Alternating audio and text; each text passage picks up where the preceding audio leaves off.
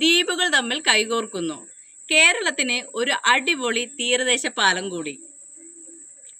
അഴീക്കോടിന് ഒരു പാലം അകലെ മുനമ്പം. നമ്മുടെ എറണാകുളം, തൃശ്ശൂർ ജില്ലകളെ തമ്മിൽ യോജിപ്പിക്കുന്ന മുനമ്പം അഴീക്കോട് പാലം യാഥാർത്ഥ്യമാവാൻ പോകുന്നു.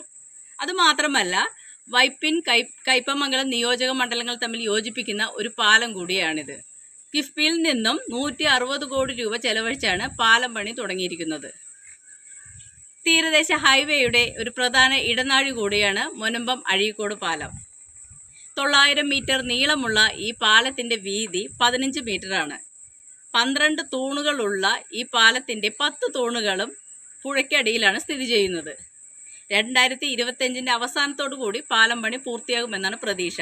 എന്തായാലും 2026 ഇത് ഗതാഗതത്തിന് വേണ്ടിയിട്ട് നമ്മുടെ നാട്ടുകാർക്ക് തുറന്നു കൊടുക്കുമെന്ന പ്രതീക്ഷയിലാണ് നമ്മുടെ വൈപ്പിൻകര കൊടുങ്ങല്ലൂർ നിവാസികൾ.